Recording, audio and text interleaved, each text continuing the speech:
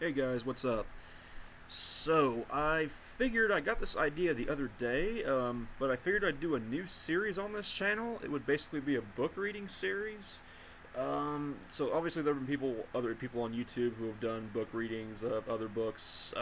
Particularly what comes to mind is Gines' reading of Onision's book on her channel. Now, of course, I won't be reading any of Onision's books, but I actually thought I would read Dangerous by Milo Yiannopoulos. Just for fun, just like I said, just for a fun series on this channel. Um, Now, I figured I would read the foreword, the prologue, and then whatever comes before that or after that, because it does have a bit of content before it actually gets to the main chapters.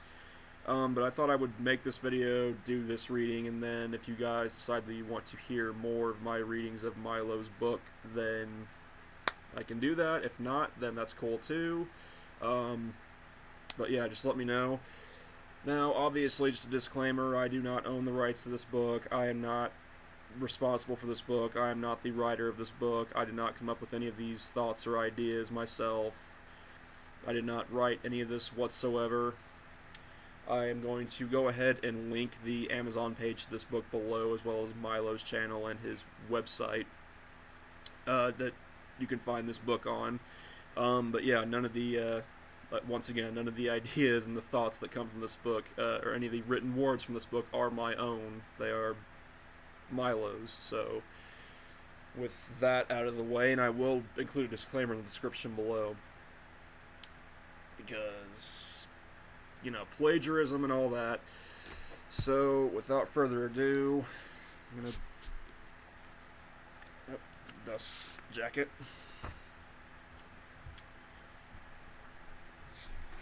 Alright.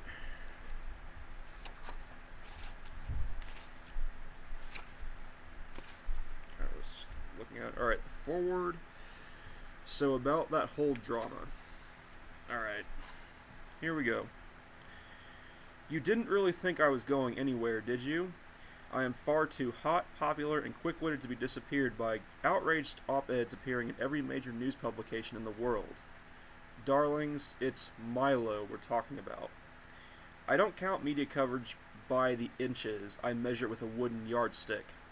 The only thing that can stop me is a well-placed mirror. Social justice warriors, the conservative establishment, and mainstream media have thrown every label in the book at me. Sexist, misogynist, self-hating homophobe, self-hating anti-Semite, Islamophobe, transphobe, racist, fascist, alt-right, white supremacist, Nazi, and, finally, pedophile advocate. Because there was that whole scandal with Milo like a few years ago where he was caught making a joke. I haven't watched it for myself. It was probably a joke in poor taste if I had to guess, but I don't think Milo was actually a pedophile supporter. I just think he made a pretty poorly tasted joke. A bad joke. The only thing left is to accuse me of torturing kittens, so preemptively, I do not torture small animals. I kill them quickly. It was never my intention to begin my first book by discussing the differences between pedophilia and hebephilia, and how those words relate to my own childhood. And yet, as Father Mike always said, God won't put anything in front of you that you can't take. Okay. Now, the kind of disconnect that I have with well, I don't know if I should even get into this now, but I don't know, the disconnect that I have with people like Milo and like Ben Shapiro, another person being, is when they get all religious. It's a disconnect for me. I'm an agnostic, so that's kind of my disconnect. And I am reading this from the point of view of someone who enjoys Milo Yiannopoulos' stuff, some of his stuff. Well, I've agreed with him on some things. It's probably like 50-50 in terms of me agreeing and disagreeing with Milo. Probably the same thing with like Ben Shapiro. But yeah, anyways, that's just rambling. Let me make it abundantly clear. No matter what your news sources have told you, I do not condone in any way pedophilia or hebephilia. I believe you know this, otherwise you wouldn't have bought my book, and for that I thank you.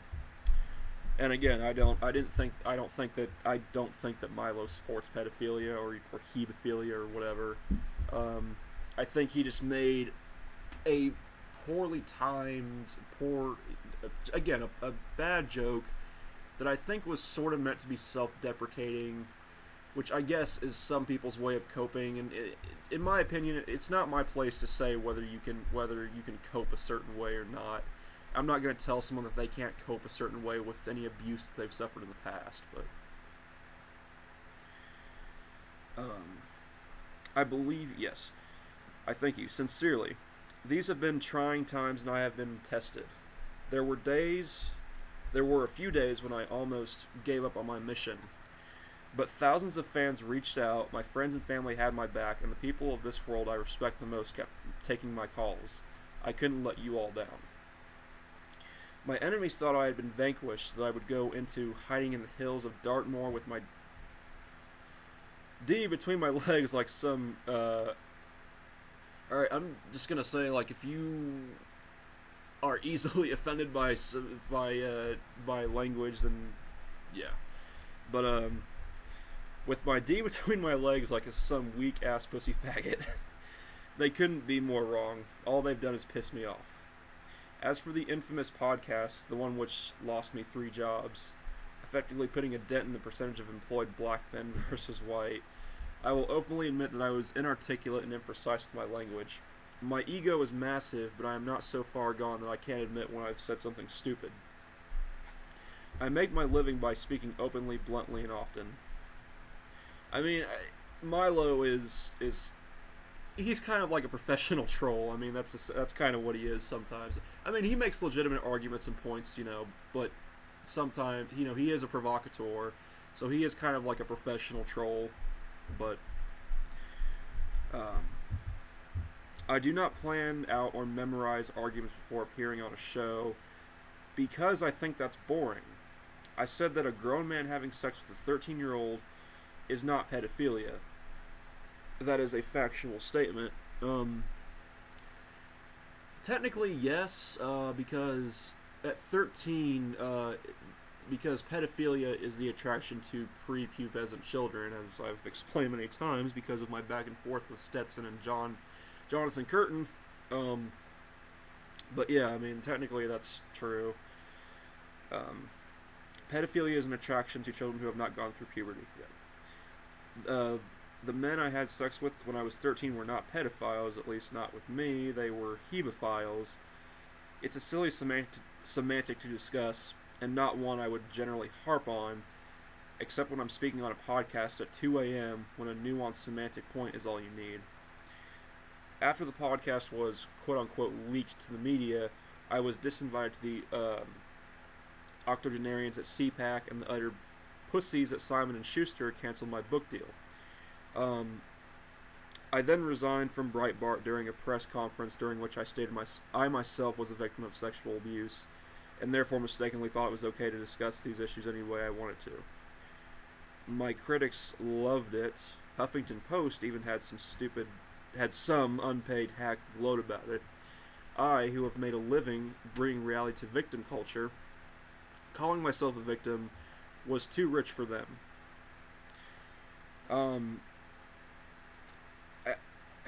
See, the Simon & Schuster thing, like,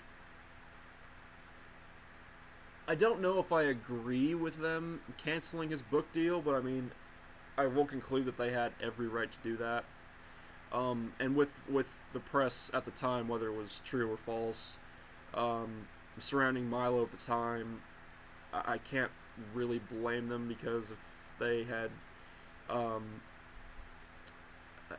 tried to defend an alleged pedophile defender, which again I personally don't think that Milo was a pedophile defender at all. But if they had done that, then it probably would have been a poor business decision on their part. So yeah, anyways, just another interjection. The truth, which they are too simple to understand, is that I never saw myself as a victim. I didn't do anything I didn't want to do. I was 13 and the internet was a new thing. There weren't there weren't other out gay kids in school like there are now. My limp-wristed routine was the only show in town.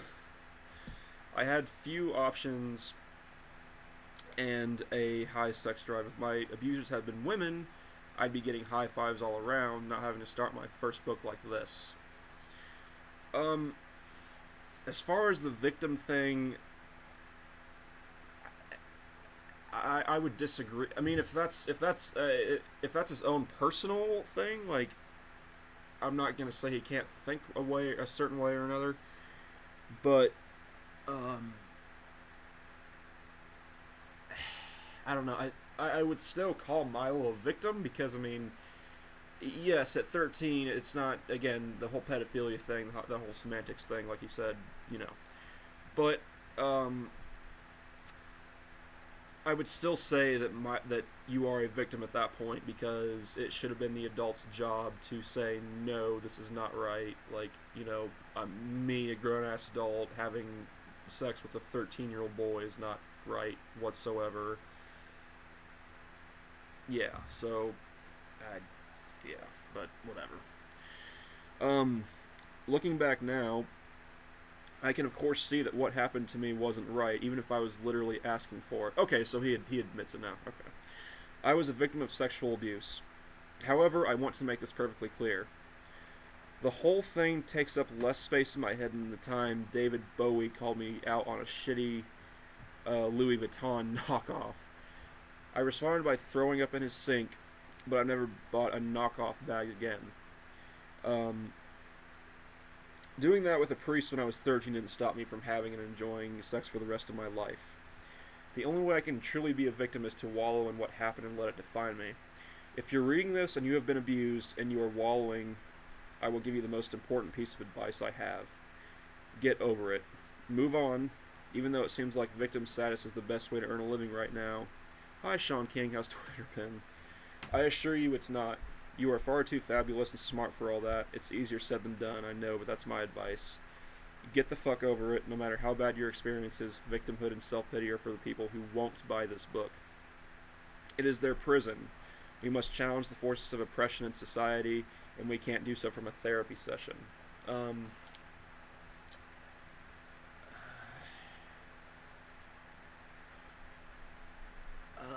well, I don't know. I'm just gonna move on. I'm not sure how I feel about that, but yeah. We must challenge, and we can't do so from a therapy session. Well, I think that I mean, I get what Milo is trying to say here, or I think I do at least. But I mean, to someone who has experienced abuse, whether it be sexual abuse or physical or prolonged, physical abuse from parents or guardians or whatever, um, I think that it's more. It takes more than just getting over it. I mean, I think that person would definitely need to go through some sort of therapy or talk to uh, some therapy, support, getting support from other people, and stuff like that. I'm gonna be interjecting at points, just so you know. I mean, but yeah. Sorry if it just sounds rambly. As I'm just you know kind of like giving my opinions on things here and there. Sometimes tragedy can produce greatness. It can make you stronger. Madonna got raped in New York and made erotica, and she never griped about being a victim until the 2010s when it became in vogue. Tori Amos made a whole career out of being raped, and I should know. I've plagiarized freely from her in this book. Getting over it doesn't mean forgetting it ever happened. It means not being stuck in place by it. I mean, that makes sense. I mean, I can get where he's coming from with that. That's not to say I never did any wallowing. My 20s were spent partying, drinking, and effing my way through Western Europe. During this time, I developed my love for all things anti-establishment. Lenny Bruce, Bret Easton Ellis, who was the author of American Psycho, if you didn't know that, Marilyn Manson. These were my heroes. If you told me not to swallow a pill, I'd smash it up and snort it. If you told me not to have sex with your boyfriend, I'd sleep with your brother and send you a recording. And then one day, while attending Manchester, I was told I could not read Atlas Shrugged. I thought, this is poppycock. Fuck anyone who tells me what I can and cannot read. I finished it 3 days later. Everything became clear to me then. My need to rebel against the establishment hadn't changed, but the establishment itself had morphed right before my eyes. If capitalists are to be hated, then I will champion their causes.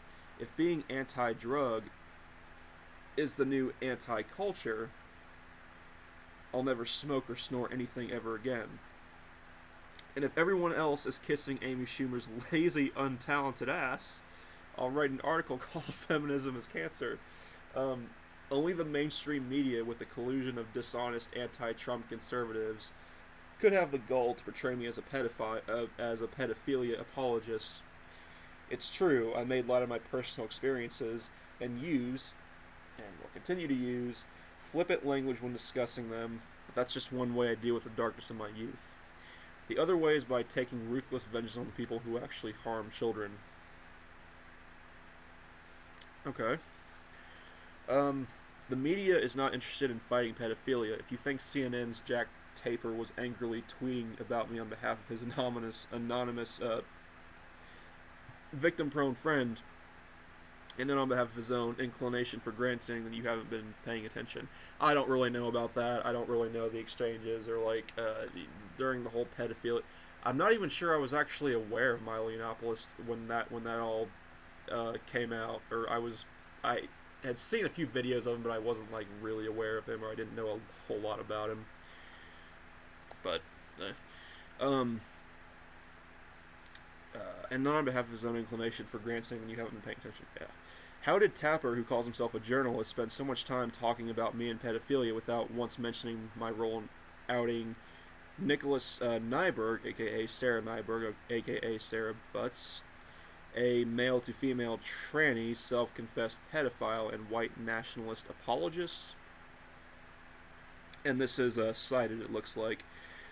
In the thousands of op-eds written about me, was there a single mention of Luke Bozier, a former business associate of the rabidly anti-Trump Louis Mensch, who was arrested on suspicion of viewing indecent images of children after I reported on him? This is also cited. And did any news site that accused me of pandering to pedophiles acknowledge my reporting of Chris Layden, a London tech journalist who was found guilty of making indecent images of children and is now facing a rape trial? They ignored all of this, every single one of them did, which proves that they were never really interested in combating pedophilia, just in bringing me down. And they failed at that too. I can see that. I mean, with news media and stuff like that, I can see them not actually being concerned with the issue itself or addressing the issue itself more than bringing down someone of an opposite political ideology just to inflate and bring up their own political ideology and saying this is why we're right, this is why we're the superior, political ideology, or this is why our political ideology is the superior one. So clearly, Milo is kind of laying it all out. He has obviously, outed, people who were actually, pedophiles and stuff. But they didn't report on that, which isn't a surprise because, most of the mainstream media is dishonest. Some people would make exceptions for, Fox News, but even Fox News is bullshit. Really, all of them are. When it comes to news these days, alt-tech is really the way to go, in my opinion. But dozens of big-name progressives, including former NFL punter Chris Clue, and don't know who that is because I do not watch the NFL or have any interest in the NFL. Daily Beast columnist Arthur Chu and British comedian Graham Linehan ignored or openly supported the self-confessed pedophile Nicholas/Sarah Nyberg after I outed him. This is also cited. Right around the same time, Salon published the writings of Todd Nickerson, a so-called virtuous pedophile, and I believe I think I actually know who that is. I think a few YouTubers did videos on that. It was this the virtuous pedophile. I mean, the guy who basically was saying that he's a pedophile and he doesn't act on his desires, and he agrees with the law and how it addresses pedophilia. And he was trying to create this this group or this circle of also non-offending and virtuous pedophiles. I mean, I think what they need is help, not a support group. Well, that sounds kind of contradictory, but I mean, like, I don't know. I mean, just like a grouping of pedophiles online. It just sounds like a bad idea. It just sounds like it could go wrong. But, again, Salon published the writings of Todd Nickerson, a so-called virtuous pedophile, yes, who alleges he has never harmed children and never will, yet also said behind the cover of an internet pseudonym that his goal was to protect children from harm, not sex. I can believe that. It sounds very similar to a certain person who I've been going back and forth with. And you probably all know who that is. Salon later deleted his articles out of shame, yet Vice, another leftist rag, still carries a glowing profile of Nickerson, and this is also cited. While leftist journalists attack me as a pedophile advocate for rationalizing my own childhood experience of abuse, they're also trying to normalize attitudes that would lead to more children being abused. For God's sake, I wrote an article on Breitbart in 2015 called "Here's Why the Progressive Left Keeps Sticking Up for Pedophiles," and this is also cited. These people have deserved to be consigned to the gutter of history. The most surprising publication to defend Nickerson was National Review, home of anti-Trump establishment conservatism, where one of the publication's top writers called on society to think twice before condemning Nickerson. Wow. I did not know that. This is also cited. This is the very same publication whose writers and editors were at the forefront of efforts to disinvite me from CPAC. I'm no hypocrite. I tell the truth always. I don't know. Whatever. That's my whole freaking problem. For the fake news to simply otherwise, when the facts were right in front of their face, is exactly why President Trump has correctly labeled them the enemy of the people. And yeah, I mean, like, if some people will look at Trump calling, like CNN and MSNBC and places like that fake news. They just say, well, he just calls it that because they don't report positively on him. But I mean, really, it's been shown time and time again. You can look it up on the internet. There are literally compilations of news sites like CNN, literally like setting up fake backgrounds and stuff and creating literally fake news, not just when it pertains to Trump, but like a bunch of other things. So to say that they are fake news is actually correct. They may not be fake news like all of the time, but like, I'd say a good chunk of the time, yes, they are fake news or they are inaccurate, dishonest news outlets. And again, that goes for all of them. That goes for Fox News too. So I'm not,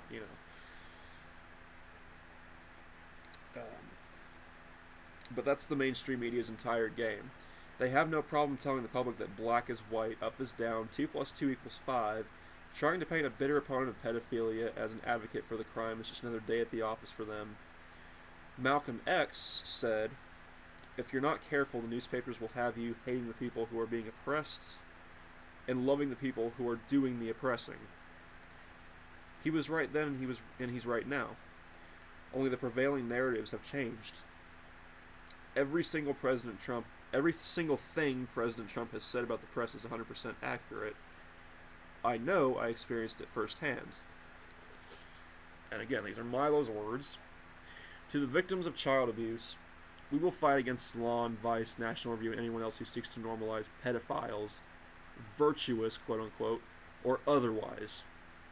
To the real victims of rape, we will restore due process, call out the liars, and end the feminist hysteria that makes you less likely to be believed.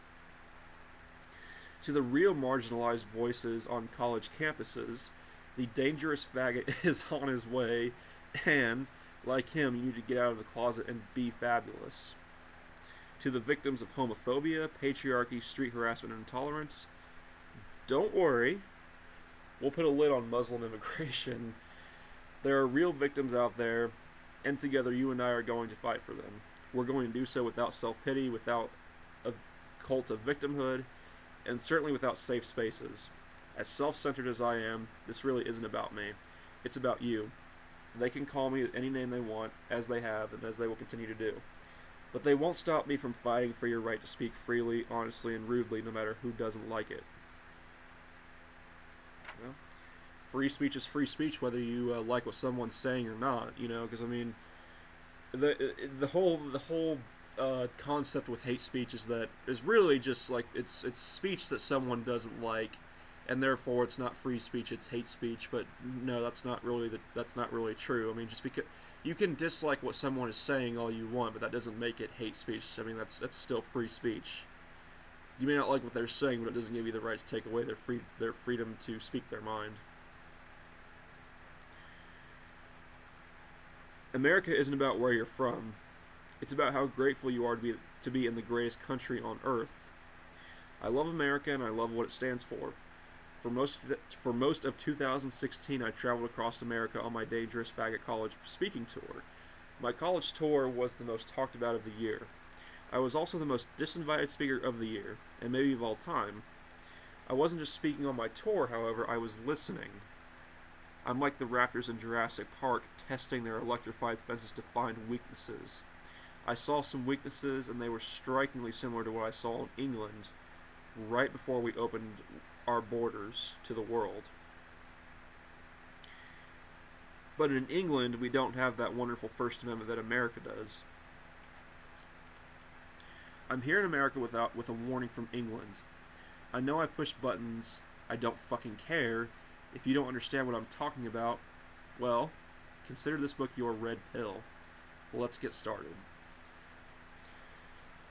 So that was the foreword for Milo's book, and the title was about that whole drama. So that's pretty much the introduction to Milo's book. He's pretty much laying it out all of it out on the table, addressing, the drama with him and the pedophilia allegations. And, pretty much just setting up the tone for the book. This next part is on freedom of speech and political correctness.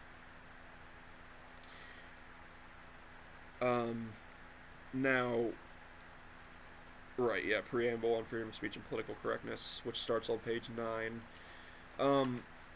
Again, none of these words or thoughts or ideas or opinions are my own. They are, written down by Milo Yiannopoulos. I do not own this or anything, own the rights to this. This is all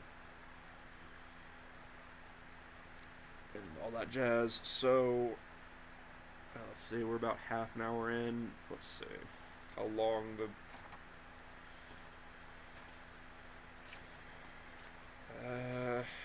preamble is about 6 pages long.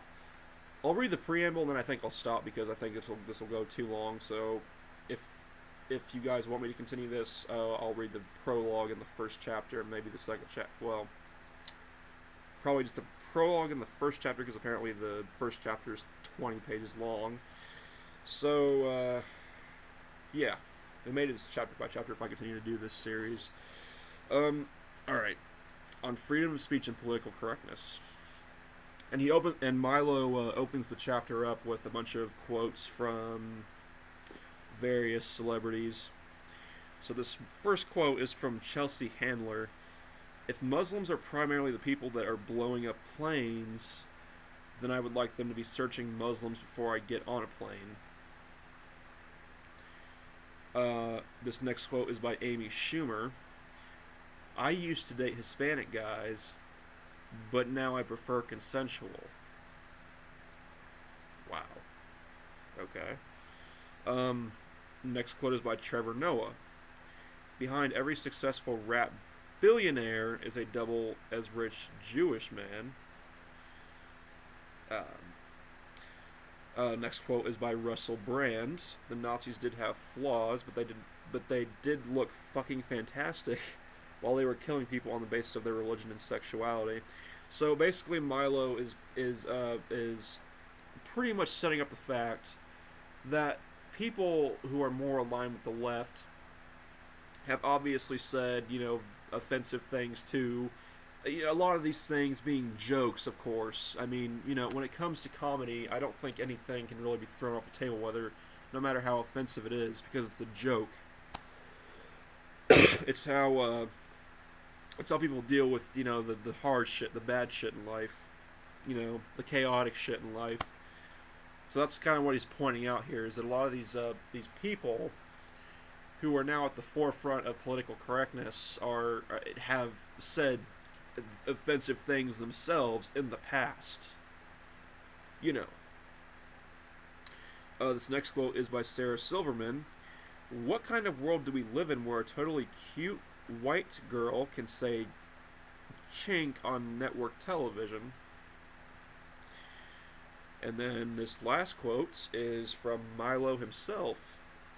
The left is filled with hypocrites who choose their targets of outrage based solely on their politics. Pretty much nailed it on the head with that one. Yeah, all the people listed here are they're hypocrites. Now, to be fair, I mean, I think that there's a fair share of hypocrites on the right too. I think there's a fair share of hypocrites on both sides, but Milo obviously made his point with that. All right. My name is Milo, and this book will tell you how I became what America now knows as the most fabulous supervillain on the internet, quote unquote, and the dangerous faggot, quote unquote. If Mariah Carey had sex with Patrick Bateman and their progeny picked up a copy of On Liberty and developed a taste for gutting sacred cows, that would be very close to me. I'm a fire starter and troublemaker who started out as an obscure British tech blogger and rose to infamy as one of America's most in-demand speakers on college campuses. The appearance of my expensive shoes and frosted tips and the sound of my laughter ringing across university quads has forced professors, journalistic directors, activists, and musicians to realize something no liberal in America has understood for a long time. Emotions do not trump facts. My critics hate me because they can't beat me. They say I am responsible for the actions of others. When some anonymous reprobate goes after a celebrity on Twitter, I get the blame. My supporters see me for what I am, a critical voice in the pushback against political correctness, and a free speech fundamentalist defending the public's right to express themselves however they please. Yeah, that's pretty accurate. Young conservatives and libertarians respond to me because I say things they wish they could. Yeah, and I would throw classical liberals in there too as well. Because I think that there should be a distinction made with, like, liberals. Like, I hesitate to use liberals as an insult or as a generalization because I recognize there are actually some people out there who call themselves liberals who are actually liberals. Like, they actually still believe in freedom of speech, no matter how offensive it is. They believe in actual liberal principles, or what used to be considered a liberal before, social justice warriors and leftists kind of polluted what it meant to be a liberal. So I really like to make that distinction myself, anyways. But yeah, mischief makers love me, but often only in private because they fear reprisals. I'm down with the DL, so I get it. The names in my inbox, which include Hollywood A-listers, rappers, reality TV stars, authors, producers, and investors, would make your head explode. Here's a neat trick. If you want to work out if your favorite celebrity is a Republican, just Google them and see if they talk about politics. If the answer is no, then yes, they're a Republican, and that's cited.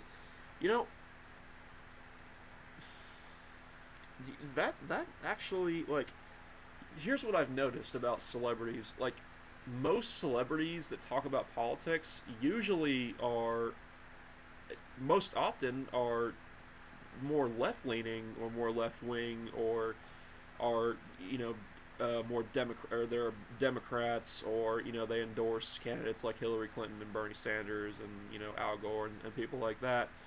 So that's actually kind of interesting. Yeah, if celebrities don't talk about politics and they're Republican, I mean, that's kind of, again, I mean, you know, or even like, for example, like Stephen King, one of my favorite authors. I mean, obviously he talks about politics all the time, and I mean, he's obviously a huge liberal.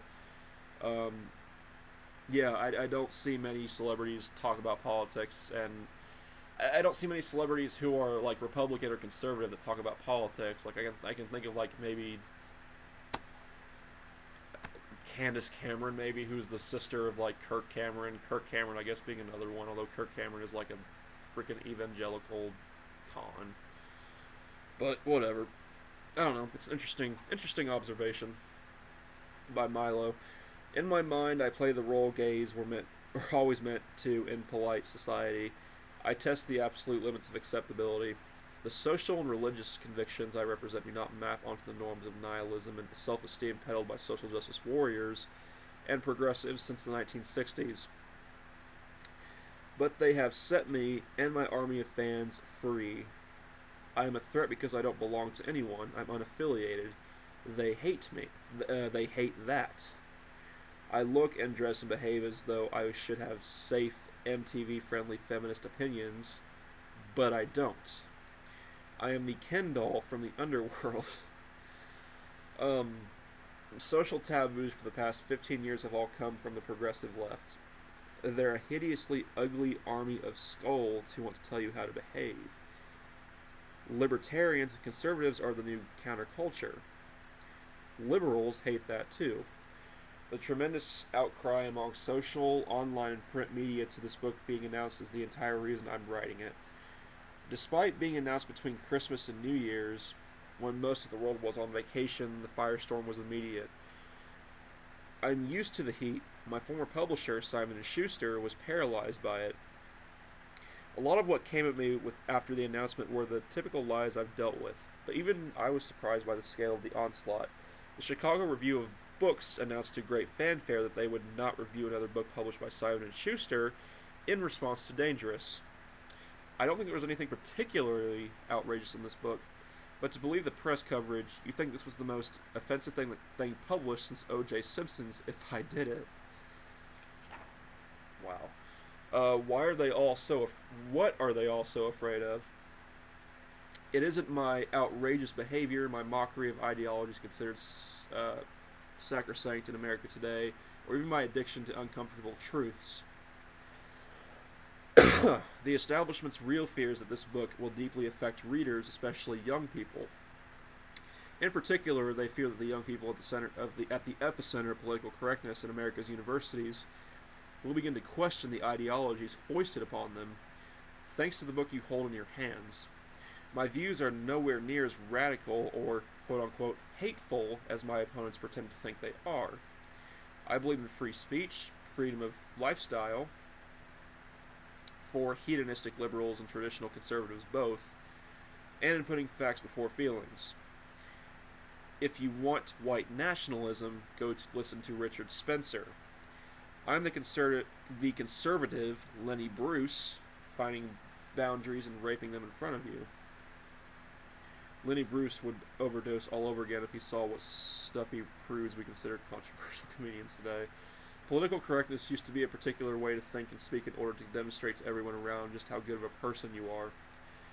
Fellow liberals might not know anything about you, but they know you are a virtuous person based on your use of the term undocumented American instead of illegal alien. The new brand of political correctness, popular on college campuses and social media, is the idea that no speech should exist that directly challenges politically correct ideas. And so far, I mean, I agree. I mean, like, you know, we see political correctness, even with, like, the takedown of Hunter Avalone's channel temporarily. I think that had to do with the fact that Hunter Avalon's channel is certainly not politically correct whatsoever. We're starting to see this, this PC culture, grow and grow and grow, to a fault, most certainly. Even with like Facebook, I remember I made a comment on Facebook, and like I got an immediate. It took me out of my Facebook profile, and it gave me this immediate message that said, you basically saying that this violates our hate speech guidelines, and you can't say this and that and this and that, whatever. So I mean, it's easy to see that this politically correct nature is taking over, including Facebook and Twitter. It's kind of scary because, if you can't say certain things, who's to say that years down the road, if it keeps going the same route that it's going now, I mean, who's to say that even more words and more ideas won't be considered offensive then, that aren't as of now considered offensive, but like certain ideas and words will be considered offensive in the future. Like, yeah. So I think yeah, I think you get what I'm saying.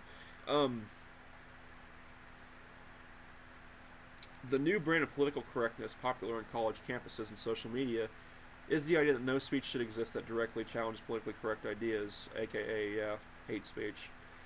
To campus crybabies and the professors who have been breastfeeding them, it is incomprehensible that I should be permitted to speak on their campus.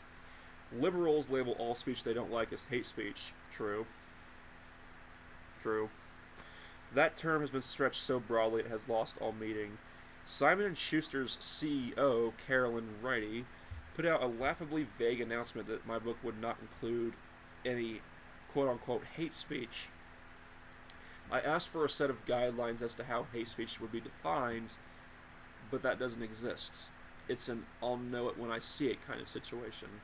Adam Morgan, the editor of Chicago Review of Books, wrote in The Guardian that my book could inspire people to commit acts of terrorism, specifically naming Omar Mateen and Dylan Roof as examples. Wow, that's crazy. That's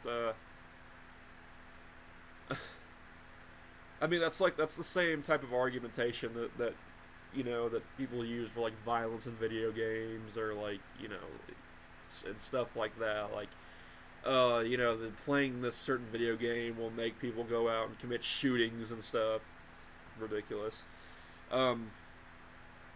This is a very particular kind of insanity on Morgan's part. I gave a speech about the dangers of Islam mere steps from the site of Mateen's massacre. And Dylan Roof, along with any other actual Nazis, hates me just as much as that piece of shit Mateen would if he weren't too busy burning in hell. I'm a Jewish faggot who loves black guys, for God's sake. What kind of half-witted logic is that, especially coming from a man who writes about books for a living? The practitioners of the new political correctness are not equipped for a world in which individuals can disagree with what is deemed appropriate thought. They rely on silencing the opposition with hysterics instead of winning with superior ideas. If there isn't a piece in a leading media source comparing this book to Me and Kemp by the time you read this, don't worry, it's coming soon. And that's precisely why this book is so necessary. Purposefully or unwittingly, a generation of Americans now exists that is terrified of critical thinking. Freedom of speech is America's most cherished right, and implicit in freedom of speech is the freedom to disagree, right? I'm not your typical conservative commentator. For one thing, my process is a little different. If I haven't spent at least $5,000 on Neiman Marcus, then I find it very difficult to write more than 500 words. I'm like the Zaza Gabra of political discourse. But I tell the truth, and that's what has made me popular. Political correctness is a smokescreen. In today's culture, we make an effort to appear inoffensive. I don't, that's why I'm the one writing the book. We are cautious, but to exist this way is in defiance of our natural instincts toward anger and anarchy. That's pretty true. I mean, because with today, I mean, like, even if you see, like, you can't, like, you really have to watch what you say, especially, it's always been that way, but, like, especially today, like, even with the things like with Matt Damon, for example, like when the whole Me Too movement, with the whole Me Too movement, like Matt Damon went on, I think, his Twitter or whatever, and basically said that it was kind of getting out of hand, and that that basically we should wait before automatically condemning people, and then people like just rained down on him and everything, and he was being like criticized left and right for saying something that was actually just rational. And then he deleted the tweet and kind of sold out and just said, "Oh, I'm sorry, I'm going to shut up on this matter." And he just backed off, which whatever. But like, yeah, it's like even things like that you can't say anymore. Like you have to watch every little thing that you say. So everyone feels these things from time to time. When they are suppressed, awful things can happen, like mass murder. This is cited. The more time you spend trying to tame the beast, the stronger it becomes. Sooner or later, we have no choice but to give in to our human nature. America's next school shooter won't be a Milo fan. It will be one of the poor, misinformed, nose-ringed protesters holding a sign that reads, "No more hate." Canadian writer Alex Kazemi predicted on my hit podcast that angry lesbians would start becoming school shooters. That's also cited. I think he's absolutely right. If we are to win the culture war, we must fight hard and have a hell of a lot of fun along the way. The bodies and souls of America's youth hang in the balance. In the following pages, I'll teach you how to cause the same sort of mayhem I do in defense of the most important right you have in America. The right to think, do, say, and be whatever the hell you want. In short order, I have assimilated to the American ways of unapologetic free speech and of putting facts, fun, and fabulousness ahead of feelings. My motto is laughter and war. Keep reading and you'll find out how you can become as terrifying to the forces of political correctness and social justice as I am. And you won't even have to turn gay. Well. Okay. So, that was the foreword and preamble of Milo Yiannopoulos' book Dangerous. Like I said, this video is kind of just me testing the waters, so I mean, if you want me to continue with this series, then I will. If not, that's cool too. And again, disclaimer, none of these words are my own. I didn't write the book. Milo Yiannopoulos is the writer of this book. All that stuff. Like I said, I'm going to put a link to Milo's website, the dangerousbooks.com website. And I'll probably put several other links below as well to try to avoid, apparently I can't talk today, to try to avoid, plagiarism and stuff like that, illegal use and stuff like that. So, yeah, that's pretty much it for this one. Let me know what you think, and yeah, so peace and have a good one.